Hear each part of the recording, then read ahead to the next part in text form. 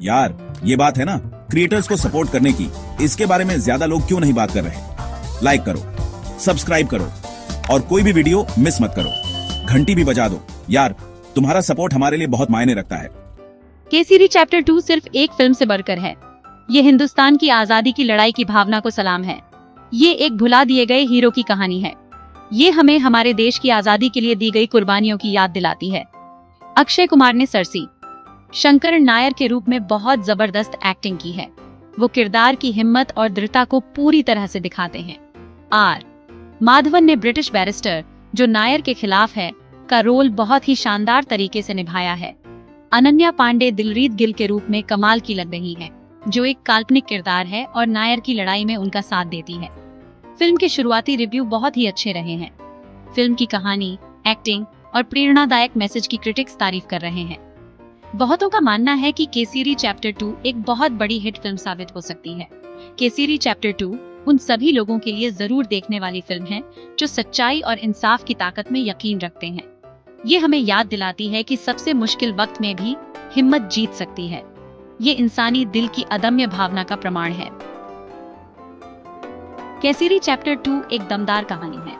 ये कहानी है इंसाफ की, ये कहानी है हिम्मत की। साल है 1919। इंडिया है ब्रिटिश राज के नीचे। अमृतसर में एक बहुत बड़ा हादसा होता है, जलियांवाला बाग नरसंहार। सैकड़ों बेगुनाह हिंदुस्तानियों को मार दिया जाता है। पूरा देश सदमे में है, लेकिन इसी त्रासदी से एक हीरो निकल कर आता है। उनका नाम है सरसी शंकरण नायर। सरसी शंकरण नायर एक बहुत बड़े नेता हैं। ब्रिटिश सरकार में उनकी बड़ी पोस्ट है। वो वायसराय की एग्जीक्यूटिव काउंसिल के मेंबर हैं। लेकिन वो एक ईमानदार आदमी है। वो अन्याय के सामने चुप नहीं रह सकते। नायर एक बहुत बड़ा कदम उठाते हैं। वो अपने बड़े पद से इस्तीफा दे देते हैं। वो इंसाफ के लिए लड़ने का फैसला करते हैं। वो नरसंहार के लिए ब्रिटिश सरकार को जिम्मेदार ठहराना चाहते हैं। नायर का ये फैसला बहुत बड़ी बगावत है। वो अपने लोगों के लिए सब कुछ कुर्बान करने को तैयार है।